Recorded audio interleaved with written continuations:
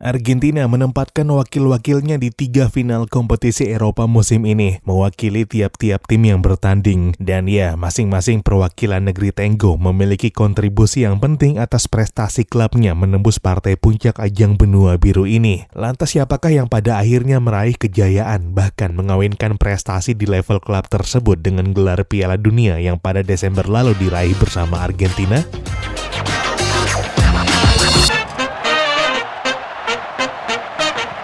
Halo dan selamat datang kembali di Papa Bola. Ya, perang saudara melibatkan pemain-pemain Argentina pada partai final kompetisi Eropa musim 2022-2023 ini. Di Liga Champions ada Maximo Perrone dan Julian Alvarez yang memperkuat Manchester City. Sedangkan dari kubu lawan ada Joaquin Correa dan Lautaro Martinez yang memperkuat Inter Milan. Alvarez dan Martinez adalah bagian dari skuad Argentina ketika memenangkan Piala Dunia 2022 pada Desember lalu. Di final Europa League, mereka yang terlibat lebih banyak lagi. Dari kubu AS Roma memang hanya ada Paulo Dybala. Namun dari pihak Sevilla berisikan 5 nama meliputi Gonzalo Montiel, Marcos Acuna, Lucas Ocampos, Eric Lamela, dan Papu Gomez. Kecuali Lucas Ocampos dan Lamela, seluruh pemain Argentina yang berlaga di final Europa League pada 1 Juni nanti adalah mereka yang Desember lalu memenangkan Piala Dunia 2022 bersama Argentina. Adapun kalau saja Roma dan Sevilla gagal lolos, juara Europa League musim ini juga bakal melibatkan pemain Argentina. Karena di semifinal kemarin juga ada Ezequiel Palacios dari Bayer Leverkusen yang juga juara dunia. Sedangkan dari Juventus yang dikalahkan Sevilla ada Angel Di Maria dan Leandro Paredes, serta Matias Sule dan Enzo Barrenechea yang berstatus pemain muda. Sementara dari UEFA Conference League, babak finalnya juga mempertemukan pemain Argentina, yakni Manuel Lanzini untuk West Ham, serta Nicolas Gonzalez dan Lucas Martinez Cuarta untuk Fiorentina. Di antara ketiganya, hanya Nicolas Gonzalez yang masih aktif di timnas Argentina, tapi sayangnya gagal tampil di Piala Dunia 2022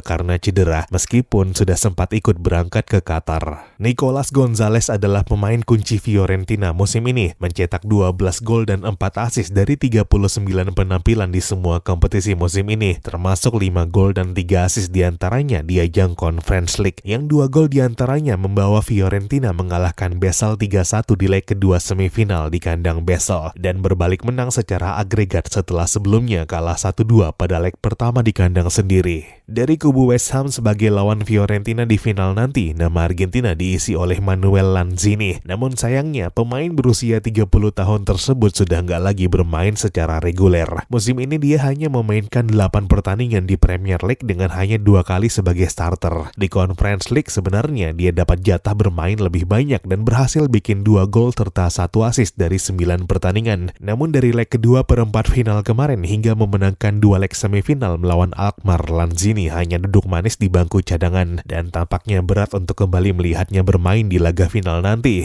Sementara dari finalis Europa League, pemain-pemain Argentina di Sevilla mendapat menit bermain yang cukup merata. Dari 5 nama Argentina di Sevilla, hanya Papu Gomez yang jarang dimainkan. Namun diantaranya Marcos Acuna lah yang paling menonjol menit bermainnya. Bek kiri tersebut seolah berada di daftar nggak tersentuh, mau itu di ajang domestik maupun Eropa. Acuna memainkan 96% menit bermain Sevilla di Europa League musim ini dan 100% selalu mengisi starting line up. Sedangkan di La Liga dia memainkan 57% menit Sevilla dan mengisi 56% starting 11. Di final Europa League nanti Acuna mestinya bakal terlibat duel yang sangat intens dengan Paulo Dybala yang banyak mengisi sektor serang Roma dari sayap kanan. Dybala memang difungsikan sebagai gelandang serang atau second striker. Namun pemain 29 tahun tersebut memang memiliki karakteristik permainan yang aktif membangun serangan dari sektor flank kanan dan memaksimalkan ruang tembak dengan kaki kirinya. Tapi sayangnya duel epik melawan Dybala nggak akan kejadian karena Acuna mendapat kartu merah di leg kedua semifinal menghadapi Juventus kemarin yang memaksanya absen pada laga final di Budapest nanti. Kabar baik buat Roma, terutama Paulo Dybala yang mungkin akan lebih leluasa di laga nanti.